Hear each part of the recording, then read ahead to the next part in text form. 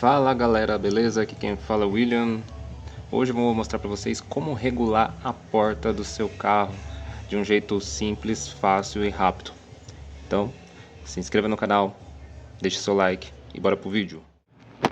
Para fazer esse nivelamento, esse ajuste, vamos precisar de 3 itens, né? Um nivelador, uma chave em Allen, número 40, e uma folha sulfite.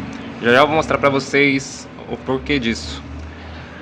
Aqui na porta, quando você abre, tem esse suporte que é o gancho, que entra bem nessa parte aqui da porta, que faz a fixação, tá vendo? Tá niveladinho. A porta, ela não pode fechar facilmente, ok? Ela precisa ter essa pressão aqui. Então, tá vendo, ó?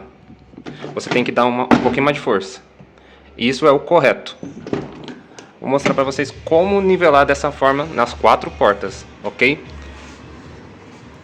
Você vai pegar a chave em Allen. Eu não vou mostrar, só vou mostrar como que funciona. Você vai tirar aqui esses 2 parafusos, né? Afrouxar e encostar o máximo para o canto aqui, ó. Essa pecinha, o máximo para o canto. E vocês vão dar um apertinho, né? Aí você vai pegar o nível e vai colocar aqui em cima dessas 2 hastes, tá vendo? Deixa eu colocar aqui pra vocês verem. Tá vendo que ela tá no nível certinho? E ela tá ali em cima. Aí, quando ela nivelar, você vai apertando devagarzinho aqui. Depois você levanta a parte de cima e coloca o nível. Aí você vai deixar ela certinho. Aí você faz o aperto. Ela tem que ficar rente para encaixar certinho na porta quando fechar. Tá vendo? E ela não pode fechar direto. Ok? Por que isso? Porque ela precisa dar pressão. Aí você vai pegar um papel sulfite. Você vai colocar aqui, ó. E fechar a porta.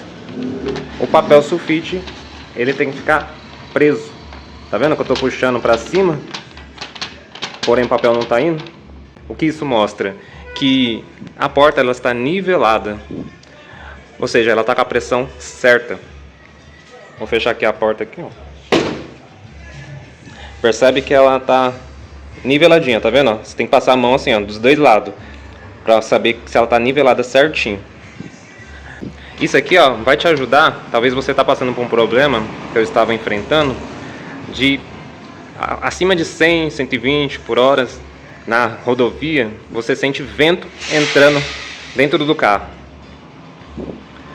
Por quê? Porque as portas estavam mal corrigidas. Então, corrigir as 4, o problema resolveu.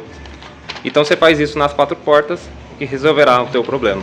Espero ter ajudado. É um vídeo curto, rápido.